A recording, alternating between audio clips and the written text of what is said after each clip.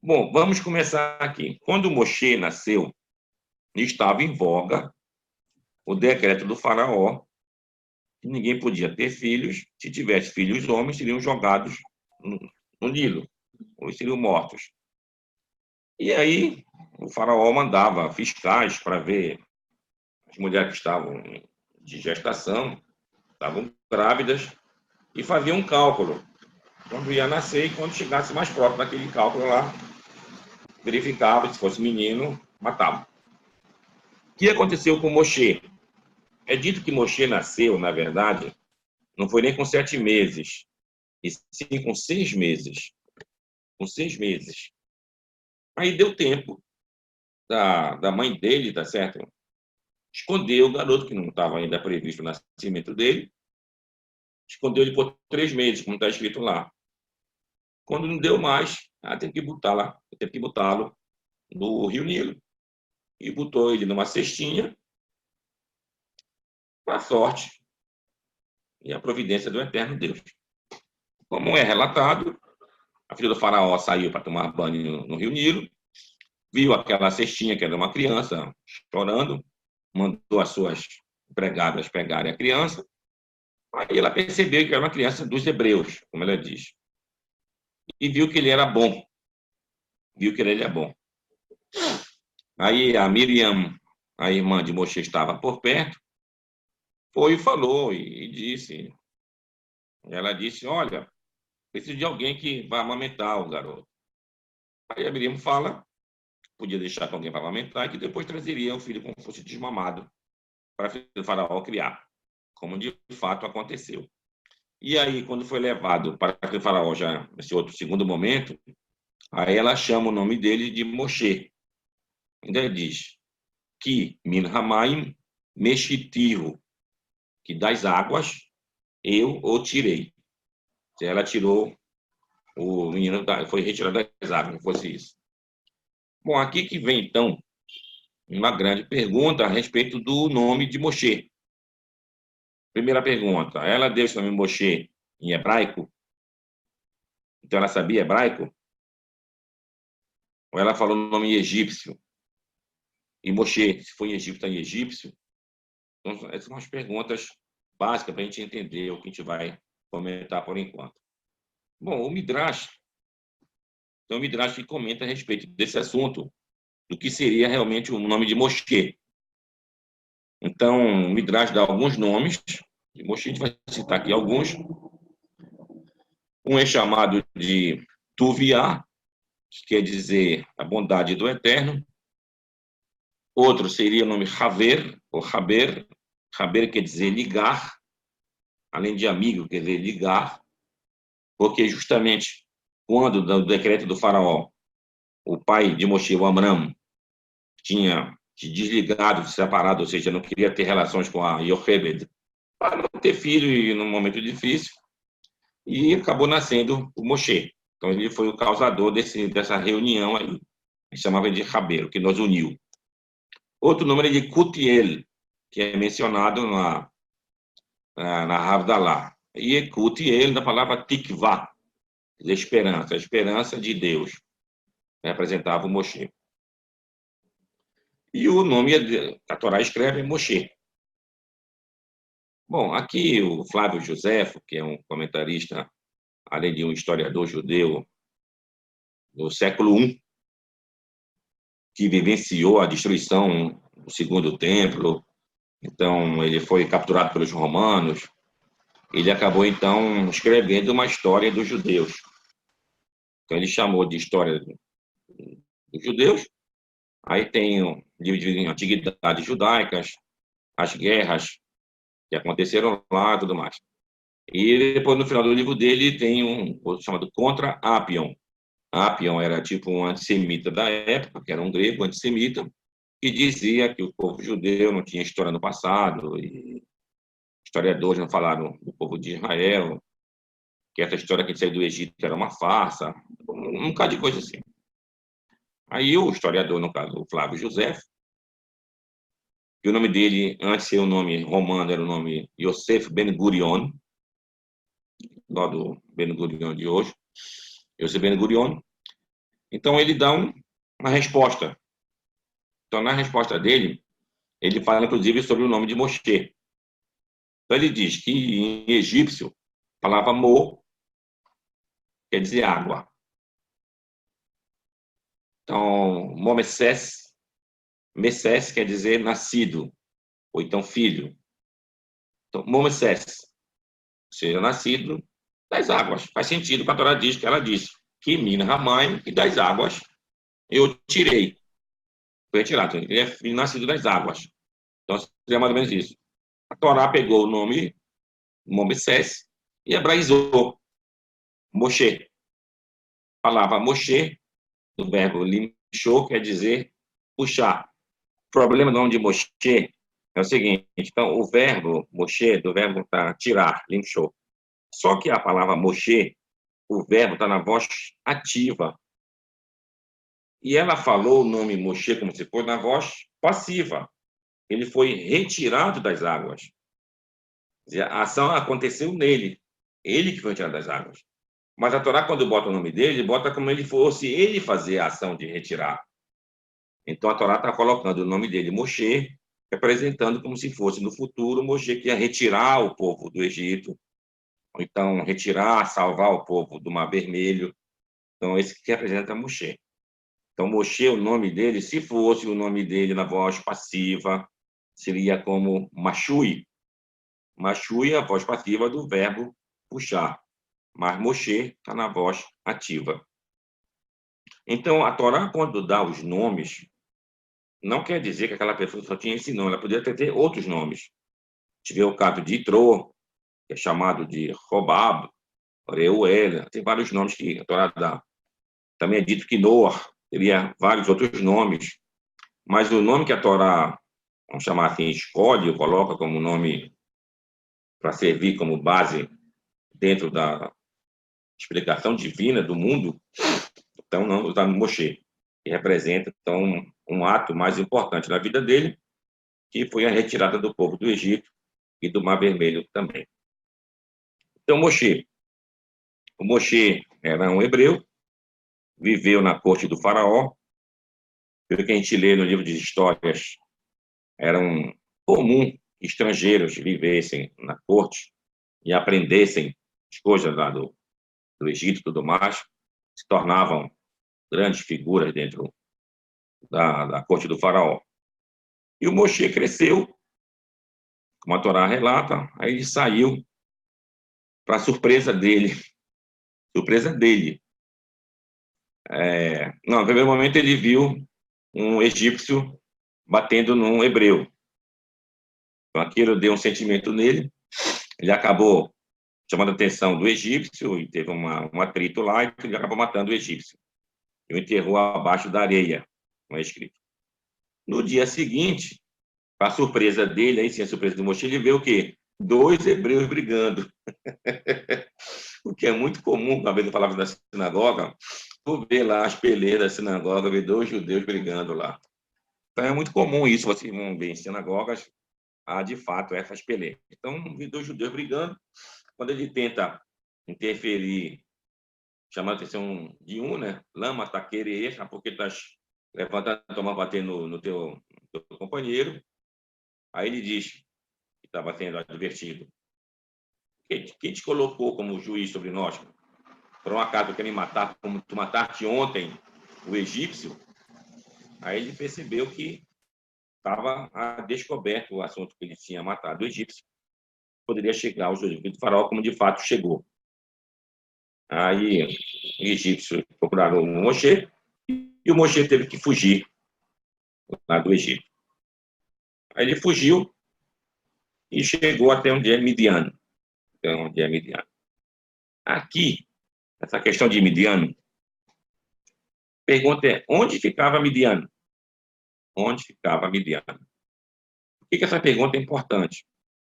Para a gente ter uma noção da localização do Monte Sinai. Onde ficava o Monte Sinai? Bom, a gente entende que o Monte Sinai deve ficar na península do Sinai. Faz mais sentido. Mas tem outras explicações. Por exemplo, Midian. Midian, arqueologicamente, é encontrado onde é hoje a Arábia. Onde é hoje a Arábia, lá era Midian. Então dá a entender que Moshe andou todo o deserto do Sinai, chegou até onde era a Arábia, ali perto do Mar Vermelho, lá era Midian. Lá ele encontrou o poço, e as filhas do Itrô foram lá buscar água. Aí os outros pastores não queriam deixar, até que ele a defendeu. E elas o levaram então para a casa do pai delas, que era o Itrô. Chegando lá, o Itrô viu que ele era um egípcio, ficou muito feliz e deu então a filha mais velha para se casar com o Moshe. O nome dela, Ciporá. Ciporá quer dizer o mesmo que Séfora em português, representa um pássaro no feminino. Bom, daqui a gente percebe então que os midianitas falavam que língua? O hebraico. E por que eles falavam hebraico? Porque eram filhos de Abraão. Midian, como é relatado lá em Gênesis, depois que morreu a Sara, o Abraão volta a ter uma outra mulher chamada Keturá, que segundo uns seria a mesma Agar. Segundo outros, não, era uma outra concubina que ele teve filhos com ela, entre eles estava Midian. Os midianitas eram abraâmicos, eram hebreus abraâmicos, falavam então hebraico. Então Moshe se casa com a primeira filha do Itrô, que era de Ciporá, e vive lá um tempo lá, até que ele pastoreando seu rebanho, chega num monte e ele vê uma sarça, que é aquela árvore, pegando fogo e não se consumindo. É uma visão que ele tem. Aí ele se aproxima, aí Deus fala com ele. Moshe, é o nome dele. Shalne alecha, ou seja, tira teus sapatos, que aqui é um lugar santo. Moshe tira os sapatos, tem lá uma visão do eterno Deus, que o chama para fazer uma missão, no caso de tirar o povo lá do Egito. Aí ele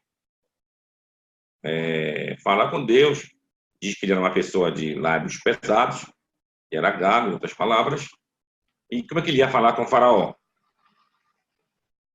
Aí Deus diz, mas quem coloca as coisas, quem coloca os surdos, mudos, os cegos, não sou eu? Eu estou te falando aqui, então tu vai falar normalmente lá. Mas, já que estás com medo, o Aharon, teu irmão, vai falar por ti para o faraó. E assim, depois dessa visão que ele tem do eterno Deus, então ele vai para o Egito. Aí ele leva a mulher dele, leva um filho dele, que era o Gershom, que tinha nascido lá, e aqui a gente não entende se a mulher dele estava grávida do segundo filho, que era o Eliezer, e que no meio do caminho um anjo tentou matar o Moshe. Porque a Torá conta na história, já que ele não tinha feito o Berit Milá do filho dele. Então aqui a gente não dá para entender bem se é do primeiro filho dele, o Gershom, ou então se já era do Eliezer. Segundo os vários comentários, tem a discussão, logicamente, mas a maioria diz que é do Eliezer, é do segundo filho dele. Aí é quando a própria Tsiporá pega uma pedra bem afiada e ela mesma faz a circuncisão do segundo filho dela. E chama Hatan Damim Lamulot, ou então um noivo sanguinário para mim. Ou seja, noivo quem? O filho que nasceu. Então, às vezes se usa a palavra Hatan. Hatan quer dizer noivo, para quem está fazendo uma mitzvah. Pode ser o Hatan Berit Milá, o Hatan Bar Mitzvah, pai do Bar Mitzvah, e o Hatan que vai casar mesmo. Usa a palavra Hatan. Então, ela chama para o filho dela, e por causa dele, o Moshe estaria morto. Aí ela faz, joga o prepúcio no pé de Moshe, tá entendendo que é assim? E assim o anjo libera o Moshe. Aqui tem vários comentários, que apareceu uma cobra que estaria engolindo o Moshe. São comentários rabínicos que aparecem no Talmud e no Midrash também. E aí ela percebe que o problema era esse. Quando ela joga o prepúcio, aí a cobra deixa o corpo de Moshe. E por que Moshe não fez o Brit Milá do filho dele? Porque ele estou no meio do caminho. é provável que corra perigo o menino e eu não possa apoiar um perigo de vida para alguém, muito mais para o meu filho. Só que ele chega num lugar, uma estalagem, lugar de repouso. Então daria tempo de fazer lá o grito lá, esperar uns dias lá, tudo mais, até o menino tomar mais força, e assim continuar a viagem. Daí que Deus o chama e faz isso. Mas nesse mesmo momento, é que Deus diz para ele, que ele, ao chamar a atenção do faraó lá, ia dizer para o faraó, liberta meu filho primogênito, Israel. Beni Becori, Israel. E se tu não libertar meu filho primogênito, o teu filho primogênito, no caso do faraó, morrerá. Então, vê aqui, primogênito. O filho de Moshe era bem, o que aconteceu. A questão do faraó tinha que libertar o filho, que era o caso de Israel, e, se não, o filho dele, faraó, viria a falecer. Então, daqui está vendo que o Moshe era uma figura central, aí ele leva os filhos dele, mas quando ele retorna do Egito, ele sai do Egito, com o povo de Israel, vai ter um reencontro dele com a sua mulher e seus filhos, e mais o Itrô. Mas não estava indo com ela, com ele, meu dizendo, a mulher e os filhos. Então a Torá não relata isso, e os Midrashim, o Talmud diz, não, quando ela chega lá perto do Egito, ele se encontra com Aharon, seu irmão, Arão perguntou, quem é essa? E esses filhos, é a minha mulher, meus filhos. Aí disse, Aharon, vai levar para o Egito, vai se tornar escravo lá? Não, deixa, manda ela de volta para a terra dela, quando a gente sair, a gente se encontra. Aí eu é mandado de volta para lá. Midian, a Tsiporá e os filhos de Moshe Rabbeinu. Eles que se encontram mais tarde. Isso é uma coisa. Outra, a gente vai perceber desde o começo da questão de filiação. Amram era um levita, que era pai de Moshe, e era casado com uma tia dele, a Yochebed. Yochebed era a tia de Moshe. Melhor, a tia de Amram. Mas a Torá, mais adiante, proíbe. Diz que um sobrinho não pode casar com a sua tia. Como é que aí, nesse caso, foi permitido? Daqui que a gente vai entender que nos vários relatos da Torá, o nascimento, as grandes personalidades são envolvidas. Por exemplo, vamos pegar Moshe aqui. Melhor, vamos começar pelas 10 tribos, pelas 12 tribos. Jacó casou com duas irmãs, que é proibido. Só pode casar com duas irmãs, se uma morrer, você pode casar com outra irmã. Mas não, durante a vida. O Jacó casou com duas irmãs, mesmo que não era a vontade dele, mas aconteceu assim. Aí, Yehudá acabou tendo um caso com a nora dele, Tamar, entre outros casos. Aí vamos chegar em um caso de Moshe, a mãe de Moshe, com o pai dele era proibido pela Torá. O caso do rei Davi, onde a bisavó dele era uma moabita, onde a Torá proíbe que os moabitas adentrassem na Assembleia do Eterno. Você não poderia fazer parte do povo de Israel. Rei Salomão, pior ainda, rei Davi com a Batsheva, uma mulher que era casada com o Urias.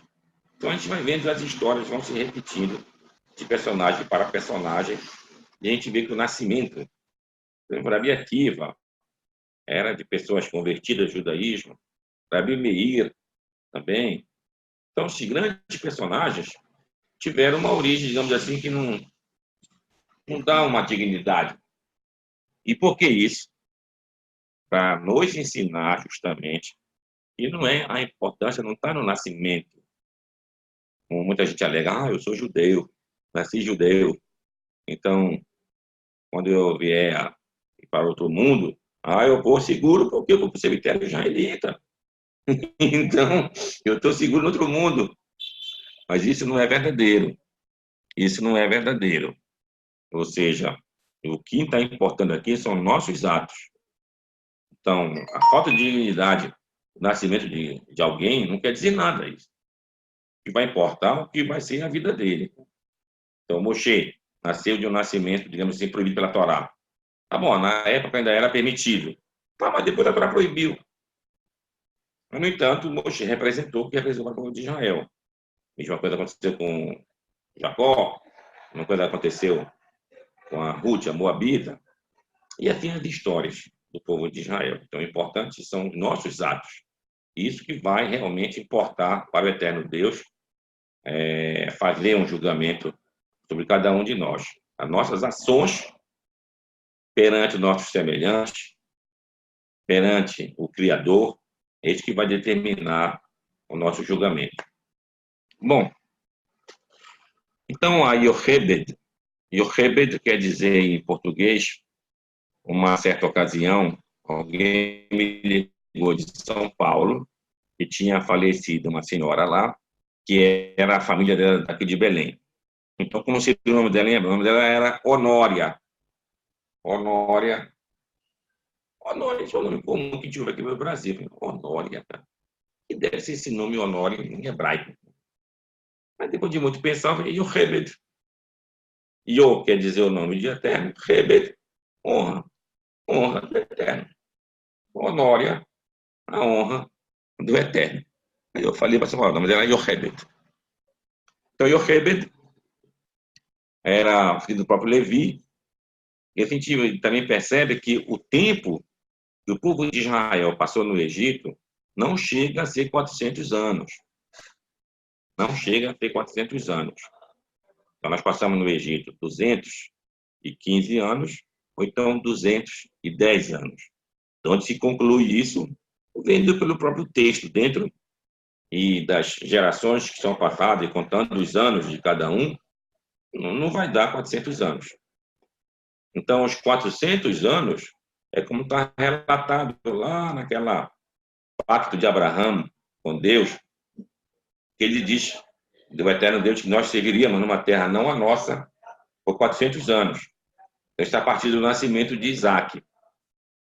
Então, quando a Torá relata que nós ficamos no Egito 430 anos, que a gente foi peregrino. O que é peregrino? Não dono da própria terra.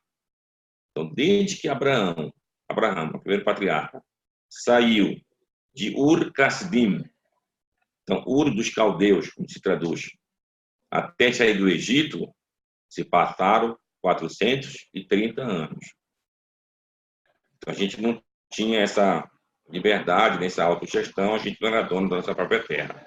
Possamos sair de lá, chegando na terra de Israel, e aí que a gente foi conquistar, de fato, a terra de Israel. Então, Abraão, o Isaac, o Jacó viviam como peregrinos na terra de Israel, sem ser dono. Tinham que comprar as terras, tudo mais, e assim, enterrar seus mortos, e assim por diante. Então, é daí que vem 430 anos. Bom, isso também demonstra que a escravidão no Egito também não foi todos aqueles anos, foi muito menos, e dos 215 anos ou 210 anos, foi só a metade disso. Foi só a metade disso. É dito que o nome Miriam, a irmã dele, vem da palavra Paimariru Hayehem. Os egípcios, quando começou realmente a escravidão, amargaram as vidas do povo de Israel, a vida do povo. Então, da palavra Paimariru, mar, tem a palavra Miriam, de amargura. Então, ela nasceu quando estivesse no auge da escravidão. Então, desde ela mais velha do que Moshe Rabbeinu, 3 anos. Melhor, 3 anos não, uns 5 anos. O Aharon, que era mais velho que Moshe, uns 3 anos.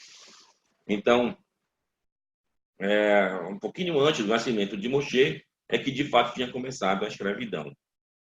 E como Moshe só foi tirar o povo quando ele tinha 80 anos, a escravidão deve ter demorado uns 90 anos, no máximo 100 anos. E é muito, lógico, é muito. Mas não chega àquela cifra de 400, ou todo o tempo que a gente passou no Egito. Bom, toda aqui a gente vê uma pergunta do Midrash. E por que o povo de Israel foi salvo lá do Egito? Aí na primeira frase da Perashá, Ve'ele Shemot Bnei Israel. Então, esses são os nomes do povo Então, aqui, os nomes do povo representavam que o povo, mesmo na escravidão, conseguiu manter os nomes hebraicos, os nomes que identificavam o povo. Yehoshua, Datan, Abiram, o próprio nome Moshe, e assim por diante. Então, esses nomes representavam a identidade do povo hebreu. Essa é a mesma pergunta que se faz, isso aqui vale para nós, também no mundo de hoje. A gente sabe que a gente tem, dentro do povo de Israel, algumas, como posso dizer, não são seitas, são povos, ou então religiões derivados do povo de Israel. Por exemplo, os samaritanos, é um povo aparentado com o povo de Israel. Os caraítas, que era um grupo de judeus que depois se separou, adotando uma coisa própria, e quer dizer caraíta, aqueles que são apegados à escrita da lei, que a lei está escrita. Não reconhece, digamos assim, o valor das explicações e o passando de sábio em sábio, de sábio para sábio. Então, como é que a gente pode ter uma certeza agora, digamos assim, que os verdadeiros israelitas são os samaritanos, ou que os verdadeiros judeus são os caraítas? Digamos,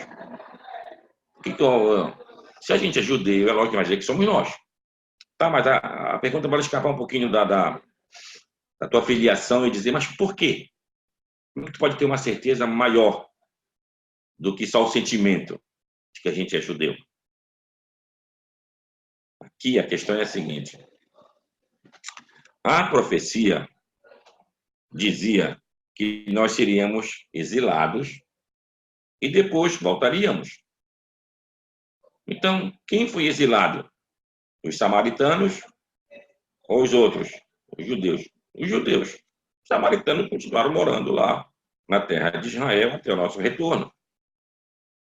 E quem teve o mérito do retorno para a terra de Israel? Os judeus ou então os caraítas, que alguns moravam fora de Israel? Os judeus. Então a profecia se cumpriu exatamente sobre os judeus. E aqui vem uma pergunta maior. Quando da fundação do Estado, que o Estado queria aglutinar todos os judeus, a pergunta é, tá, mas quem é judeu? Quem é judeu para fazer parte dessa caminhada?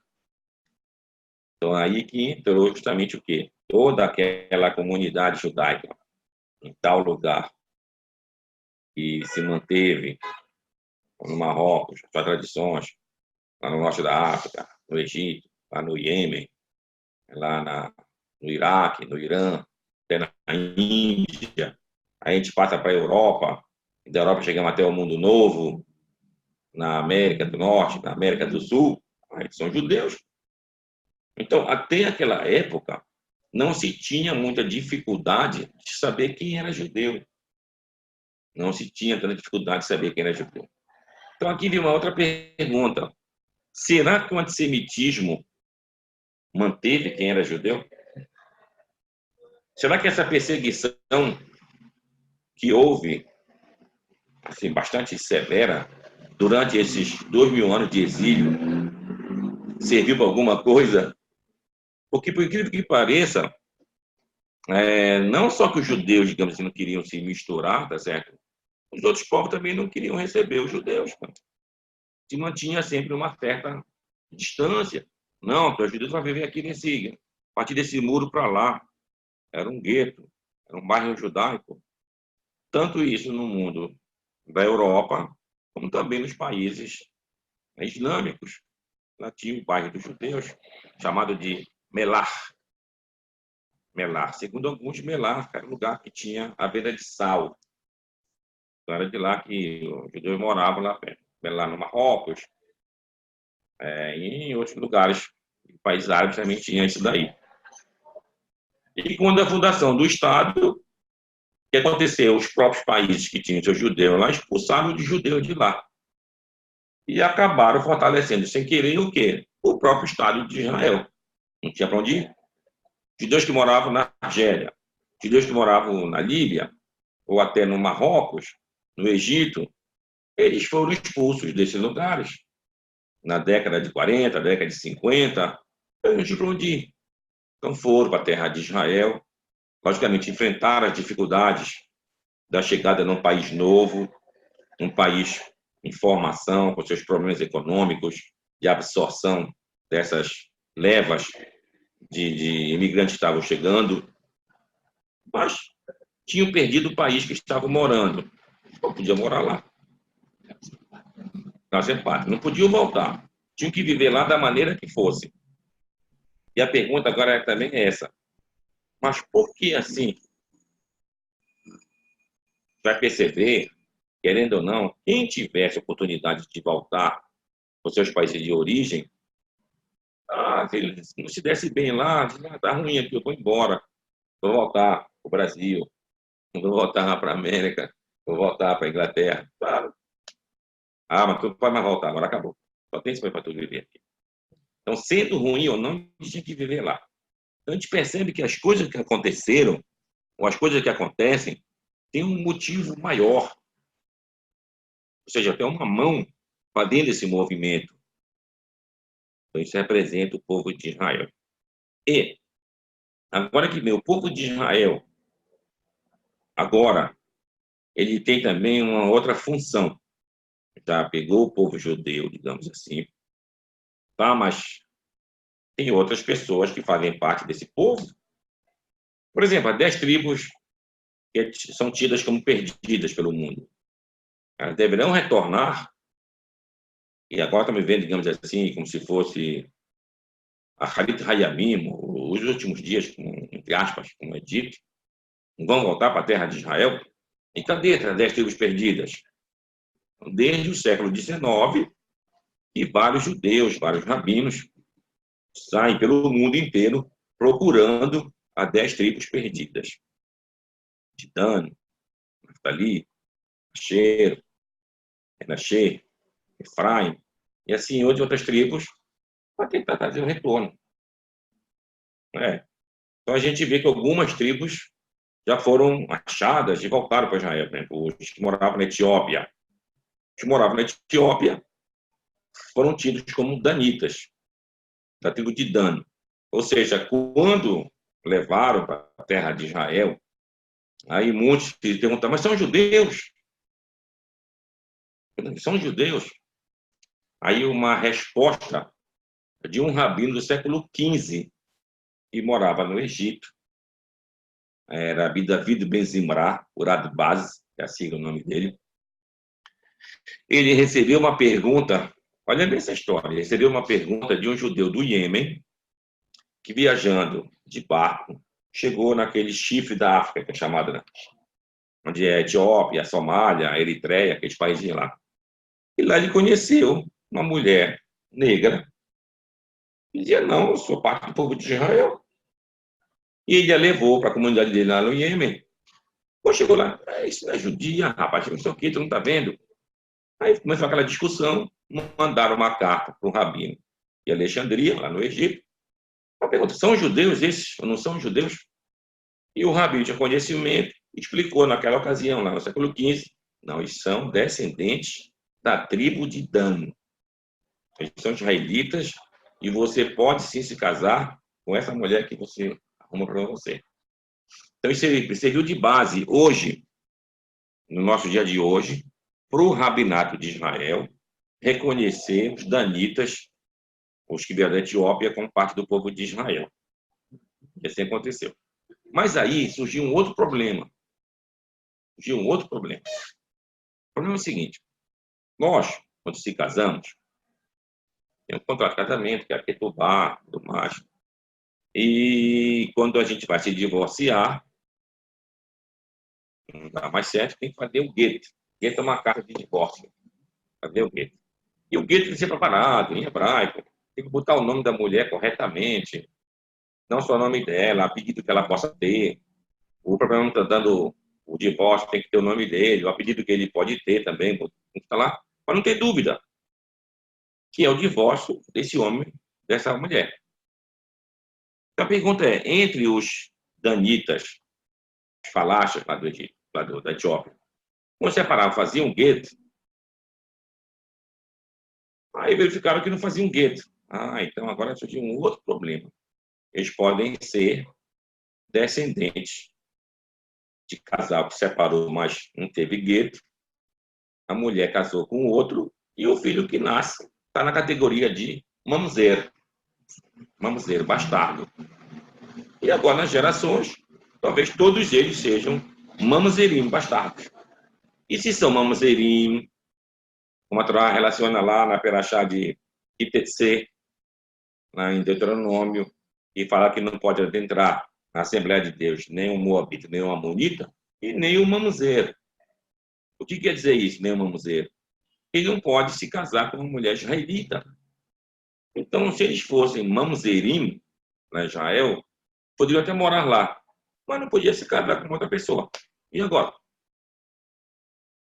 Como ficaria a solução para isso?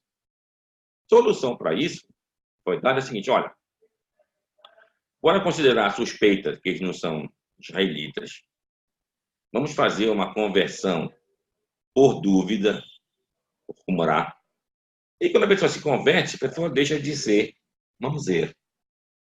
Se alguém teve um nascimento de uma mulher proibida para um outro homem, porque a mulher era casada, porque era irmã dele, e a pessoa não era judia, por exemplo, e esse cara que nasceu, que seria um bastardo no mundo comum, mas vem se converte ao judaísmo, já não é mais bastardo. Então, assim fizeram a conversão desses falachas para evitar esse outro problema, que era o problema de mamzerut, de uma pessoa ser bastarda ou não. Então, tudo isso está representando o nosso final aqui. A gente está vendo que ser recolhidas pessoas do mundo inteiro que tem uma ligação de alma, tem uma ligação histórica e tem uma ligação de sentimento para com o povo de Israel. Lógico que dentro do povo de Israel, dentro das suas forças internas, forças rabínicas, políticos, outras coisas mais, tá certo? Existe uma discussão sobre isso. Tem aqueles que não querem, não vai buscar ninguém que não é judeu, não vai isso aqui. Eu disse, não, bora buscar, faz parte do povo de Israel. Se tiver algum tipo de uma dúvida, vem aqui para Israel, faz uma conversão por dúvida e acaba o problema. Então, esse é mais ou menos o caminho que a gente ouve na Israel, apesar de ter muita manifestação contrária. Muitos rabinos que acham que não tem que converter ninguém, trazer ninguém e deixar o povo como está lá. Mas, graças a Deus, tem outras vozes diferentes. E o Estado de Israel não é um Estado formado por todo tipo de judeus, digamos assim. Ele se sente moralmente na obrigação de trazer qualquer judeu da fora da terra de Israel para lá. Tendo problema de identidade, bora solucionar. O que a pessoa precisa saber, isso, aquilo, outro, faz, monta o betidino, já está lá mesmo em Israel, e faz a conversão e se elimina qualquer dificuldade. Bom, então, a gente vê que os danitas já eram tidos como pessoas de uma cor negra. Uma cor negra. Talvez o Sansão fosse um negro. Lógico que a gente está especulando, a gente não sabe. Mas, como os danitas são negros, então o Sansão, que era danita, podia ser um forte negro. Um forte negro. Bem, e o Moshe Rabbeinu também se casou com uma mulher chamada mulher cuxita. Moshe Rabbeinu se casou com a Tziporá, filha de Itró. E lá mais adiante, em Números, vai falar de uma outra mulher que o Moshe Rabbeinu tinha. Uma mulher cuxita. O que é cuxi em hebraico? Cuxi em hebraico quer dizer etíope, da Etiópia. Se era Etiópia, é uma pessoa de cor negra. Então, Moshe Rabbeinu também teve uma mulher de cor negra, que talvez não fosse tão difícil, até porque nós éramos semitas, a gente era branco, moreno, pardos, em outras palavras. Tratar com a pessoa negra não tinha muita diferença. Lógico que tem explicações para a mulher cuxita. No Targum se diz que era uma princesa da Etiópia, que Moshe foi lá em campanha pelo Egito, e quando ganhou a guerra lá, ele pegou essa princesa como mulher dele. Isso é uma história. Outro diz que essa cuxita era a própria Tsípora, a mulher de Moshe, que também por ser do deserto, uma pessoa que tinha uma pele bem assim bronzeada, quase negra, que é chamada de cuxita. Então a gente vê que tem vários comentários na Torá. Mas o Moshe é a peça-chave para nos tirar do Egito. Mas a pergunta é, se é assim, por que que na Haggadah de Pesach, que é o primeiro dia de Pesach que eu li a Haggadah, aquela leitura sobre Pesach, a gente não lê praticamente o nome de Moshe. Na Haggadah dos Sefaradim, que é a nossa, a gente lê uma vez o nome de Moshe. Em Haggadah de outros, como do Iêmen, dos Ashkenazim de uma parte, a do Rambam, não tem o nome de Moshe lá. Como que não tem o nome de Moshe? Uma das principais peças para não tirar do Egito, que é para nos ensinar que Moshe foi só um agente de Deus para fazer uma missão, mas ele não é o próprio Deus. Então, esse é um ensinamento bastante profundo, que muitas vezes se faz um culto à pessoa. Então, às vezes, isso é muito perigoso. Temos que fazer um culto verdadeiro ao eterno Deus. Alguém pode ter uma capacidade de nos ensinar algo mais, que teve tempo ou uma cabeça melhor para estudar, para te aprofundar, e pode servir de um guia, digamos assim, de ensino, de um morê, de um professor, que é a palavra Arav, que é daquele que ensina. Mas nós sim pode transformar ele num semideus, e num Deus. Então, essa aqui é a diferença. Por isso também, quando surgiu o racidismo na Europa no século XVIII, muitos outros Ashkenazim e grandes sábios Ashkenazim, como Gaon de Vilna, a capital da Lituânia, se voltou contra. Não, não pode ter um tipo de judaísmo assim, transformar aquela pessoa num. Ah, ele é o chefe daquela comunidade, tem que ser idolatrado, porque.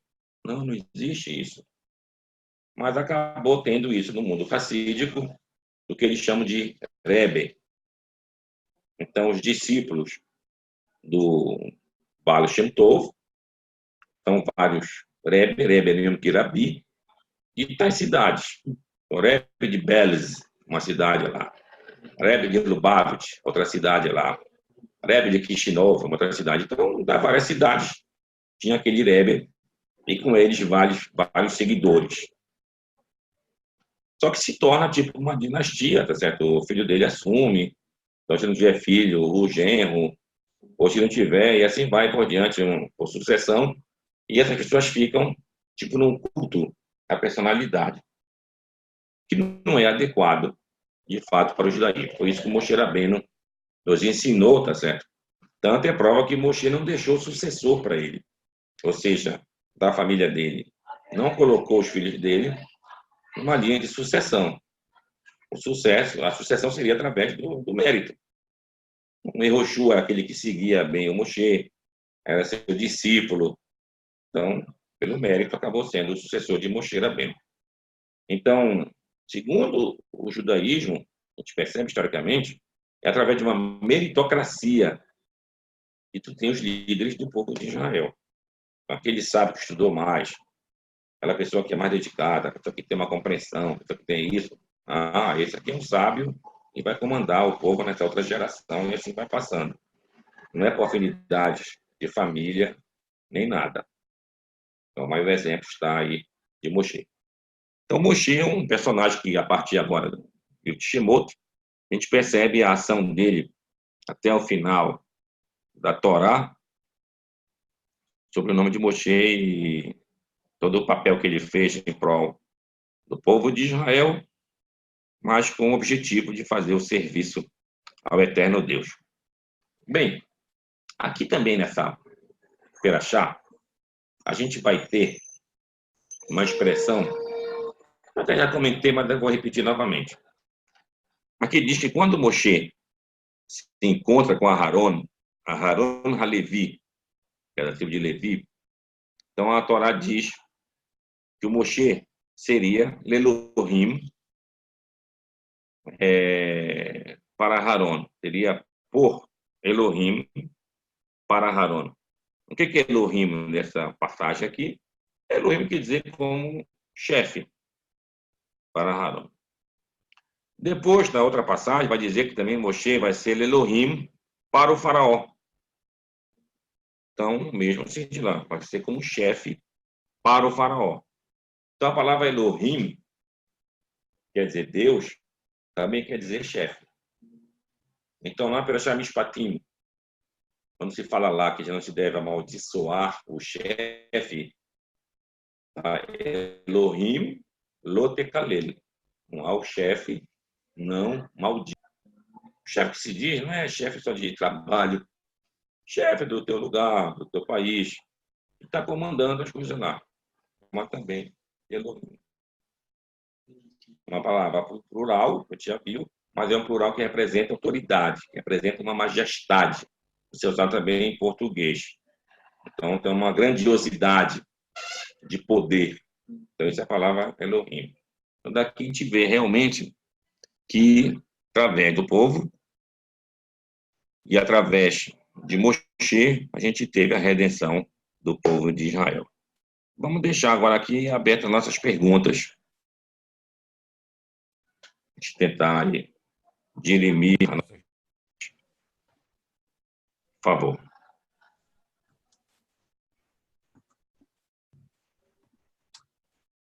Rabino, Luiz, três coisas chamam muita atenção. Com relação a essa questão de Moshe não poder casar com uma pessoa fora da sua linhagem, da sua congregação, como normalmente acontece nos casamentos judaicos, né? E existe esse casamento.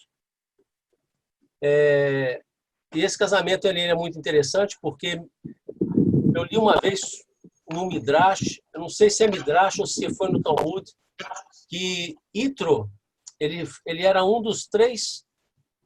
daqueles três sacerdotes de Faraó que estavam ali quando Moshe apresentou a vara ali, né? Que ele jogou a vara e a vara se tornou que comeu aquelas duas cobras ele era um deles e foi um daqueles que foi contra a escravização do povo de Israel e ele se separa, ele se afasta do convívio de Faraó, e então ele pôde reconhecer em Moshe a soberania de Deus sobre o povo, um Deus verdadeiro. Ele tem uma inclinação a Deus. Isso foi um midrash que eu li há muito tempo.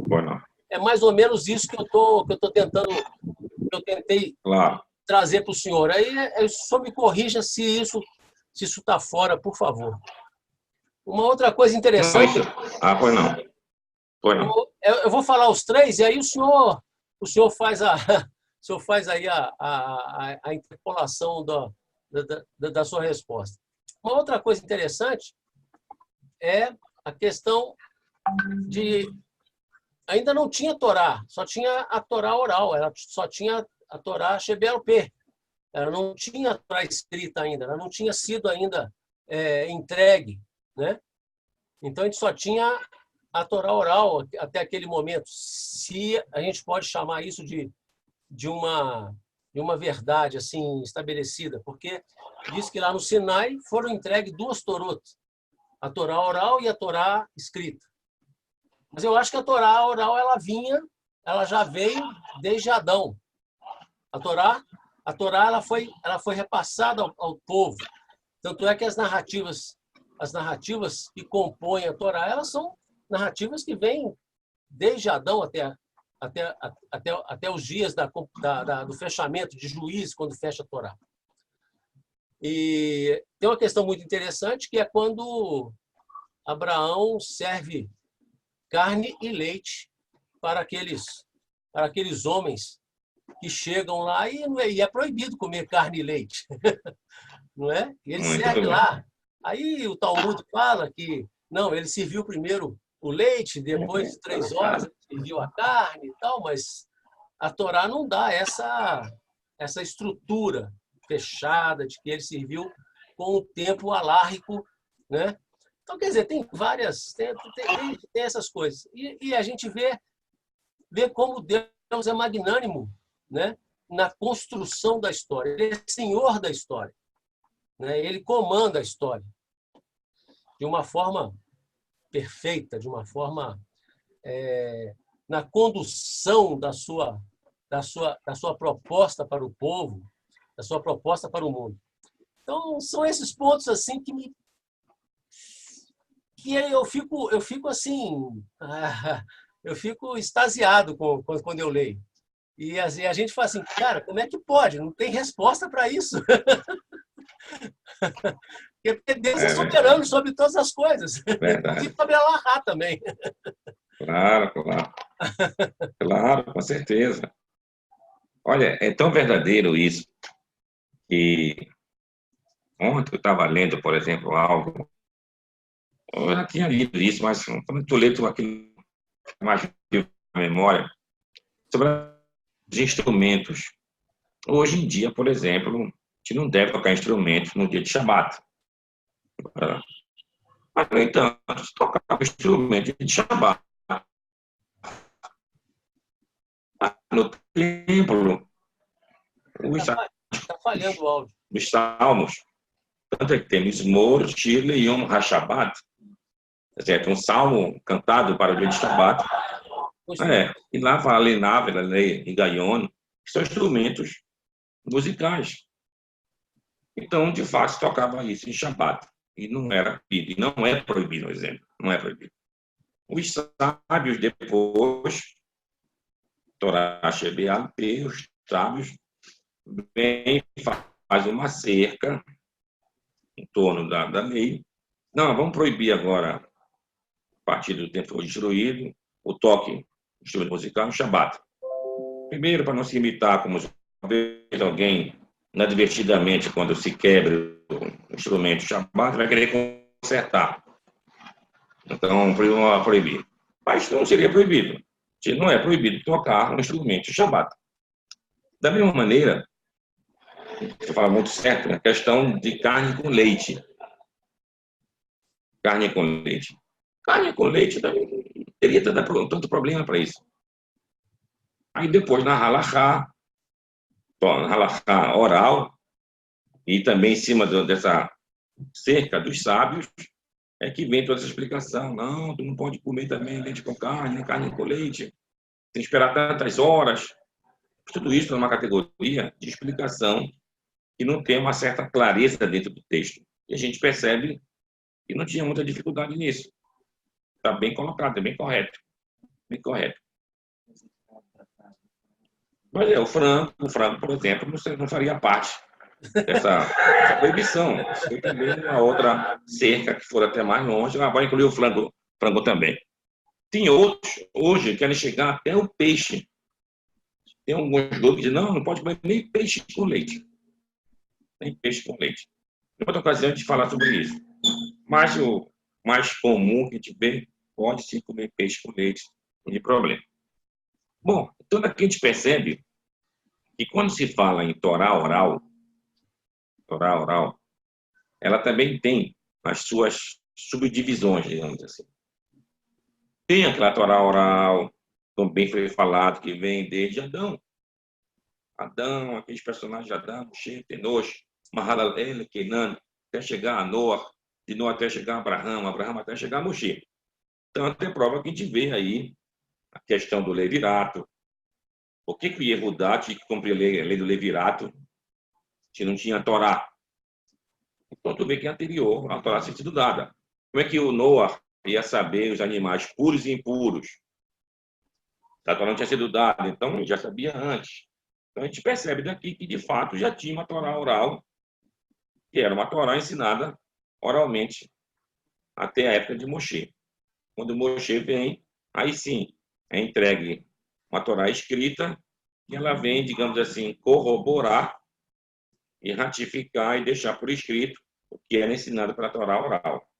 A Torá oral. Então, quando chega mais adiante, lá em Devarim, que é falado que a gente não deve nem acrescentar e nem diminuir nada à Torá, que é o texto lá, como é que a gente deve interpretar esse texto? Bom, a Torá escrita, e facilita muito o nosso entendimento, mas ela também tem uma certa dificuldade.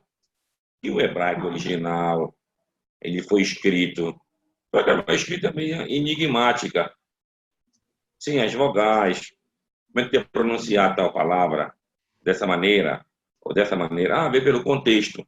Mas, às vezes, nem pelo contexto daria para tu tirar a tua dúvida. Podia ser essa. Ia dar significados diferentes. Então, aí vem, através de uma transmissão oral, de sábio para sábio, geração em geração, aqui tu vai ler dessa maneira, é assim que é. Você vai ler aqui dessa maneira. Então, assim se comprova.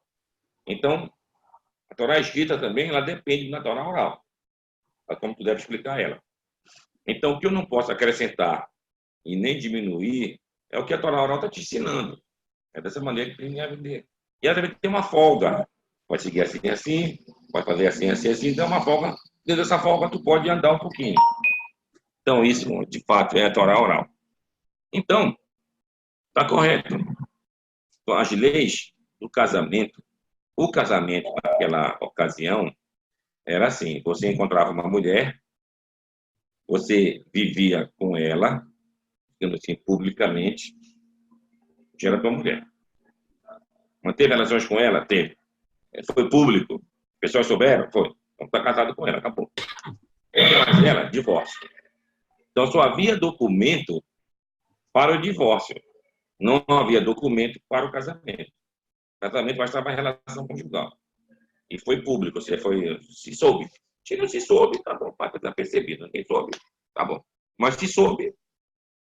Então, os sábios, depois, percebendo uma certa dificuldade de ter que fazer gueto, atrás de gueto, para relações mesmo públicas mais rápidas, digamos assim, então seria impossível. Então, bora dificultar um pouco o casamento. Para ser um casamento, tem que ter 3 coisas.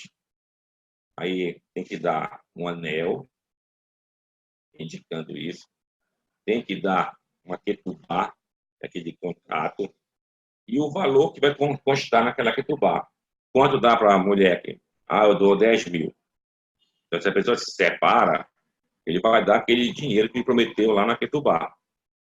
Se a pessoa estiver muito entusiasmada, né, eu amo minha mulher, eu dou aqui $1 milhão. O tempo passa, houve muitas brigas, alguém se separa, tem que pagar agora $1 milhão para a mulher, cara. Então, o negócio é complicado. Então, assim que os sábios fizeram para tentar tirar um pouco da obrigatoriedade que está dando o gueto. Porque gueto tem uma dificuldade, tem que escrever direitinho aquilo ali, tudo mais, para poder ser realmente, de fato, um gueto. Então, isso também é verdade. Então, o povo de Israel, assim, a história de Itrô, aquilo é verdadeiro também. Itrô fazia parte da corte do faraó, é relatado no Talmud, que eram 3 que estavam lá no faraó, sim, pessoas conhecidas. O outro era o Iov, que era o Jó, e o outro era o Bilam. Aí tem aquele Midrash mais conhecido, que Moshe era pequeno, gostava de pegar na coroa do faraó, botar na cabeça dele. Aí disseram, pô, esse menino é insolente, tá? Vou mandar matar ele. Não, ele é só um garoto. Tá? Ele tá pegando porque brilha. Então vai fazer um teste. Bota aquele do lado da coroa e aqui as brasas. Se ele gosta de que brilha, vai cair nas brasas. Aí fizeram o teste, que o Itrô foi contra, o Jó se omitiu de dar opinião e prevaleceu a opinião do Bilam. Aí, dessa maneira, o Moshe, de fato, ia pegar na coroa. Aí, relata o Midrash que um anjo o empurrou e pegou nas brasas. E ele, assim, involuntariamente, botou a mão na boca, acabou queimando a língua e por isso teria ficado gago. Isso é o relato do Midrash lá. E aí o Itrô teve que fugir do Egito, acabou sendo o chefe lá de Midian. E o Iovo, pela sua omissão, O Jó, aconteceu o que aconteceu com ele. No livro de Jó que é contado. Mas isso também teve um momento, segundo o próprio Midrash. Qual foi o momento da história de Jó? Era enquanto o povo atravessava o Mar Vermelho. Porque Deus teria dito para o responsável pelo Mar Vermelho: tu deve se abrir num certo momento quando for passar um povo de Israel. Aí teria perguntado ao responsável: quem é esse povo? Ah, esse é um povo de justos. Aí o anjo responsável ficou esperando lá. Quando eu ia atravessar o Mar Vermelho, ele via que não tinha tanto justo lá. Tinha alguém que tinha roubado aquela placa de ouro da tumba do José, que era escrito lá, a lei Shur, se montava no muro, né? Em vez de Shur, podia ler Shor. Shor quer dizer um boi. E esse acabou jogando depois, quando foram fazer o bezerro. O Jonas nasceu um bezerro. Ele diz que foi daí. Aí o mar não queria, não vou abrir, senão é o povo dos justos. Aí Deus entreteve o Satã, o Satã desperta a justiça de Deus. Ele não pode vir só com a sua misericórdia, então vai entreter um outro justo, pela sua missão, no caso, foi o Jó. Então, a questão de Jó, ali, enquanto ele está entretendo lá, deu para que a misericórdia de Deus fizesse com que o povo atravessasse o Mar Vermelho. Então, de fato, é verdadeiro isso, de Tro, Bilã e Jó. Casaco Baru. Casaco Baru. Valeu. Muito bom. É muito lindo isso. A gente, É verdade. É muito lindo isso. Eu leio, gravo, mas assim, e aquele negócio fica remoendo na minha cabeça. Olha, Luiz, é fantástico, cara. Esses estudos são, de fato, muito lindos, muito empolgantes. Eu ainda fico mais feliz hoje em dia que a gente tem a condição, através da própria internet, de ter acesso. Pensa isso um pouco tempo atrás, na década de 70, 80, tu não tinha livros em português sobre judaísmo. Por que o Brasil aqui, todo mundo é espírita? Só tinha livro espírita para tu estudar, cara. Ou tu estudava a Bíblia, que tinha para tu ler, ou então livro de espiritismo, da Allan Kardec. Não, eu sou espírita, eu sou o quê? Não tinha outros livros, eu nunca ia saber outra coisa.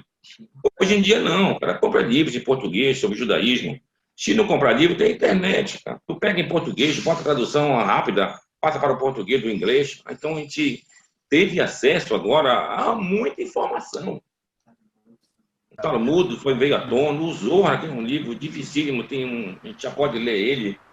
Então, Baruch Hashem, estamos vivendo uma época realmente de grande avanço espiritual, de grande conhecimento, principalmente de Torá para nós. Muito feliz com isso. Rabino, poder compartilhar o que a gente puder, com certeza. Interessante quando o senhor falou aí sobre a distração, né? A distração, Itro foi a distração de Assatã para a libertação do povo. E é interessante que o senhor falou uma coisa que me chamou a atenção sobre aquele bode que era entregue para Azazel. Exatamente. Ele também era uma distração para o outro bode que ia acusar exatamente, não acusar o povo. Da mesma maneira, seu Luiz, também, quando chega em Rosh Hashanah, tem o toque do shofar. Então, tem toque do shofar que é em pé e outro que é sentado. Por que é assim, sentado? Não, aí tem a expressão, é para entreter o Satã e não ficar te acusando. Então, o objetivo é esse, ou seja, não é que o Satã é ruim, o Satã é a justiça. Então, se tu é pecador, tu vai pagar pela tua justiça. Então, tu não acaba usufruindo da bondade do eterno Deus. Então, isso é uma maneira de dizer assim, aí tenta evitar essa atenção sobre ti, para que Deus venha com a sua misericórdia, a sua bondade, e parte por cima das nossas transgressões. É fantástico. Muito bom isso. Baruch Hashem. Baruch Hashem. Baruch Hashem. Baruch Hashem. Então, um certo período lá, acabava o sábado, esse seria sábado à noite, a gente ia para uma outra sinagoga, num outro bairro lá, do rabino, no caso o Avad Yosef, que ainda era vivo, ia dar sua preleção lá. Então a sinagoga ficava lotada de gente. Então era a satisfação, olha bem, de tu ir para ouvir o sábio falar e fazer esses comentários de Torá. Se aprendia muita coisa na preleção que ele estava dando. Então, a gente vê realmente com felicidade que, de fato, preenche nosso coração. E como a Torá diz, ela começa com Bet, de Bereshit, e acaba com Lamed, de Israel. Lamed, Bet, Lev. Lev é o coração. Coração. Baruch Hashem. É muito bom. Valeu. Baruch Hashem. E o Shema começa com o Shin, né?